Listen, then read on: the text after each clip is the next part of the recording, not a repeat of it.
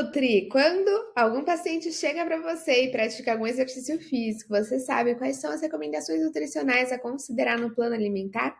Bom, é sobre isso que a gente vai falar aqui nesse vídeo. Eu sou a Rafaela Silvério, sou nutricionista, NutriCEO, que é a Nutri que tem uma visão empreendedora do atendimento em consultório, e nesse canal eu falo o que você precisa para se tornar um Nutri com visão empreendedora e faturar mais de 10 mil por mês com a nutrição atendendo em consultório. Bom, e falando em atendimento em consultório, a gente precisa considerar a prescrição, como é que a gente leva os nossos pacientes ao resultado, certo? Então, essas recomendações nutricionais é algo que me pedem bastante lá no meu Instagram. Inclusive, se você não me segue, eu vou deixar aqui embaixo o link para você se inscrever, rafasilverio.b. E aí, lá nas caixinhas sempre rolam perguntas assim, de prescrições, ou quais são as quantidades de carboidratos, de proteína, de lipídios que eu devo indicar. Então, no vídeo de hoje, a gente vai focar nessas recomendações no esporte, tudo bem? Então, trazendo um resumo bem simples, bem básico, eu trouxe aqui o posicionamento do American College. Então, é um material bastante interessante para você, Nutri, que trabalha com a nutrição esportiva, você sempre ter junto com você para você consultar, para você utilizar nas suas estratégias nutricionais. Então, realmente é um material muito legal, muito interessante, que traz realmente revisões de estudos que trabalharam de fato, tanto com os macronutrientes, mas tem também nesse material sobre a suplementação. Então, sobre os nutrientes, os suplementos que têm realmente uma evidência científica para indicação, o American College ele traz de uma maneira bem legal para a gente utilizar, quais são as recomendações, em que momento, por quanto tempo. Então, vale a pena você consultar aí esse posicionamento, certo? Mas eu trouxe, como eu disse, um resumo das recomendações dos macronutrientes. Então, para a gente começar em relação a essa prescrição, vamos falar sobre a questão das necessidades diárias de carboidrato, visando a pessoa que pratica o exercício físico e dependendo, então, da intensidade desse exercício. Então, nesse posicionamento, realmente tem essa divisão. Então, você vai considerar qual que é a intensidade do exercício da pessoa que você vai fazer essa prescrição. Então, se é um exercício de baixa intensidade, que tem duração menor de 1 hora por dia, se é um exercício moderado, que tem uma duração mais de 1 hora, se é de alta intensidade, moderado para alta intensidade, de 1 a 3 horas por dia, ou de alta intensidade, aquela pessoa que treina de 4 a 5 horas por dia. Então, exercício realmente com uma muito alta intensidade. Então, tem até a Aline Davi, que ela costuma dizer que carboidrato é por escala de merecimento, né? Então, quanto maior a intensidade de exercício, maior a recomendação de carboidrato. Então, a gente tem realmente esse manejo aqui em relação à quantidade por quilo de peso por dia. Então, você vai realmente pegar o quanto é que o seu paciente está pesando e você pode utilizar essas recomendações frente a essa intensidade, essa duração do treinamento. Então, vai desde 3 a 5 gramas por quilo de peso por dia, numa leve intensidade, até mesmo 12 gramas por quilo de peso naquela pessoa que realmente faz um exercício em alta intensidade. Imagina que treina 5 horas por dia, realmente é um atleta, às vezes ele está naquele período de treinamento para competição. Então, realmente, a gente trabalha com quantidades maiores e a gente consegue se basear aqui nessas recomendações totais. E aí a gente vai pensar em algumas estratégias pontuais também que o próprio American College traz para a gente. Então, ele coloca quais são as recomendações antes da prova.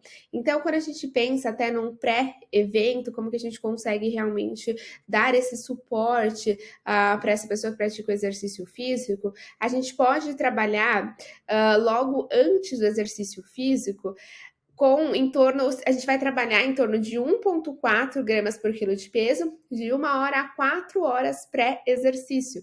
Então, por exemplo, se a gente tem 4 horas antes para trabalhar, a gente pode indicar 4 gramas por quilo de peso. Se eu vou trabalhar 1 hora antes do treino, como esse pré-treino, eu posso trabalhar com 1 grama de carboidrato por quilo de peso.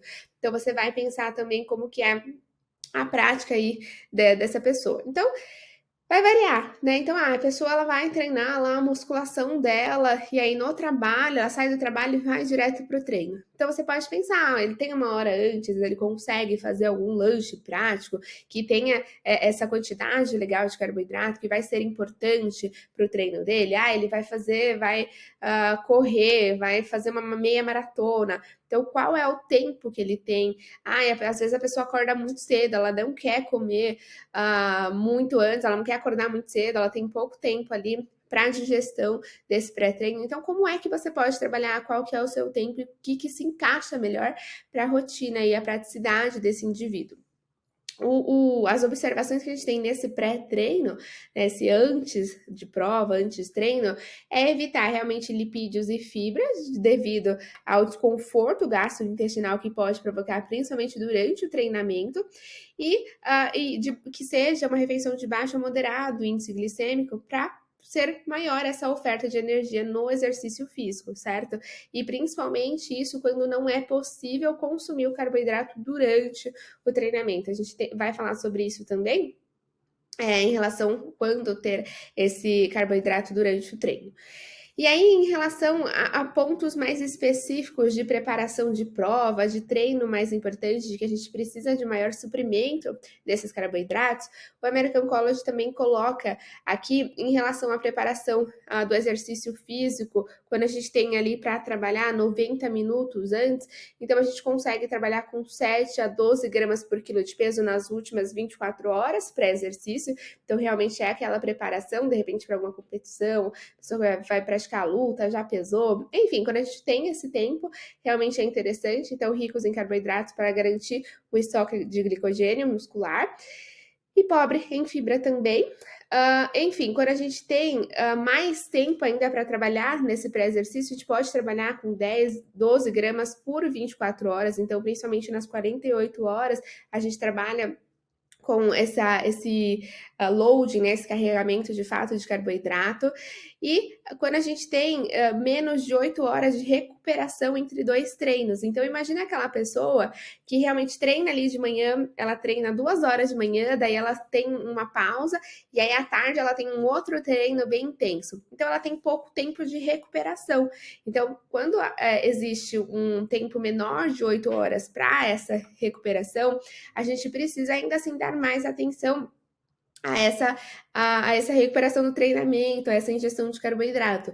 Então, nas primeiras 4 horas de recuperação que a gente tem, então imaginando que a pessoa fez lá o treino da manhã, então nas primeiras 4 horas a gente vai trabalhar ainda assim com 1 a 1,2 gramas de carboidrato por quilo por hora. Então, nas próximas horas que a gente tem de recuperação até o horário do segundo treino, a gente precisa realmente garantir esses estoques. Então, o que pode facilitar nesse caso é o consumo de snack, alimentos ou bebidas que sejam de mais fácil de digestão e ingestão, na verdade, e ricos de fato em carboidrato. Então, a pessoa não vai conseguir fazer uma grande refeição com grande volume se ela acabou de treinar e ela já tem um treino próximo ali. Então, a gente tem que pensar em estratégias mais práticas, mais fáceis ali de serem ingeridas, certo? Para auxiliar nessa recuperação. E aí, como eu disse, durante a prova, durante o exercício físico, quando é necessário realmente a gente indicar a ingestão de carboidrato. Então, o que traz essa revisão é que realmente exercícios com duração maior de 1 hora, 2 horas e meia, seria interessante esse consumo de carboidrato durante o treinamento. Então, a pessoa que ela tá numa maratona, ela vai correr 2 horas, 2 horas e meia, nesse caso é importante durante o treino, né, um intratreino. Mas em exercícios de duração menor de 45 minutos, não há necessidade, não há evidência que realmente vá aumentar essa performance, esse desempenho esportivo, né? Ou em exercícios maiores de 45 minutos, até 75 minutos, há estudos mostrando a eficácia do bochecho de carboidrato. Então, só fazer aquele bochecho já seria eficiente. E aí, nos casos de até 2 horas e meia, se você for trabalhar com o intratreino, com carboidrato, seria a recomendação de 30 a 60 gramas por hora. Então, é muito comum a gente até identificar os géis de carboidrato, né, nessa quantidade, geralmente de 30 gramas. Então, é algo prático. Enfim, a gente tem várias opções, tem que ser de fácil consumo também, então imagina que é um intratreino, a pessoa tem que conseguir consumir de maneira fácil, rápida, para repor esses estoques musculares, alimentos sólidos ou líquido, dependendo do exercício. Então, tem gente que, se a gente indica, por exemplo, uma maltodextrina em meio litro de água, numa garrafinha, que ela tem que consumir de uma vez, isso já não é interessante para ela, ela não se sente bem bebendo tanto líquido ali de uma vez. Tem gente que prefere, por exemplo, uma bananinha, prefere o próprio gel, prefere alguma coisa sólida, de fácil consumo, né? Então, é um ponto que a gente tem que considerar também. E aí, se for um exercício maior, de 2 horas e meia, 3 horas, a gente já aumenta esse consumo de carboidrato por hora ali de exercício, certo? Então, a gente vai para 90 gramas de carboidratos. E aí, seria interessante a gente misturar fontes desses carboidratos. Então, que tem alimentos também com frutose. Então, para a gente usar múltiplos transportadores devido à saturação ali ao limite do transportador de glicose. Então, a gente precisa associar glicose com frutose nessa ingestão de carboidrato durante o treino, seria mais eficaz. E aí, em relação às proteínas, o que a gente tem? Para indivíduos saudáveis que não praticam exercício físico, a gente tem recomendações da DRI, da OMS, do Guia Alimentar, de 10 a 15%, a DRI até traz, em alguns casos, até 35% da ingestão total, certo? E aí, quando a gente pega em quilo por peso, a gente tem o clássico, né, da RBA de 0,8 gramas por quilo de peso por dia. Para desportistas, né, para as pessoas que praticam algum exercício físico, a gente tem até uma recomendação um pouquinho maior de 1 grama por quilo de peso por dia. E aí, para quem realmente precisa de um reparo muscular, que precisa realmente de uma atenção a essa recuperação, as recomendações já podem aumentar de 1,2 a 2 gramas por quilo de peso por dia. Então é interessante a gente pensar até mesmo no objetivo dessa pessoa. Ou, de repente, assim, às vezes a gente tá com uma pessoa que pratica o exercício, mas tá no controle de peso, tá numa fase de perder peso, então a gente fez uma restrição calórica. Nesse caso, é interessante a gente aumentar o consumo de proteína, tanto pela saciedade, né, para a pessoa aguentar essa restrição calórica, quanto para essa proteção, essa manutenção da massa muscular. Então, a gente consegue trabalhar até mesmo com 2 gramas por quilo de peso, e até tem algumas recomendações mais de 2,5 gramas por quilo de peso. Isso vai de fato depender do quem é que você está trabalhando, por quanto tempo vai ser essa prescrição, essa recomendação e qual que é o objetivo disso, né? E aí a gente tem até os lipídios, que geralmente os lipídios é o que a gente leva menos em consideração no esporte, né? Geralmente é o que sobra ali, mas a gente tem que de fato ter atenção com isso, não é indicado menos de 20% do valor energético total vindo de lipídios, até porque a gente tem vitaminas lipossolúveis, ômega 3, que precisa realmente ser levado em consideração nessa pessoa que pratica exercício físico. Então, essas são as recomendações básicas que vocês já conseguem pensar ali para o seu paciente que pratica algum exercício físico, o que você tem que considerar dentro do tipo de exercício, da intensidade, por quanto tempo você pode trabalhar com essas condutas, como que você consegue ir subindo, né, de degrau.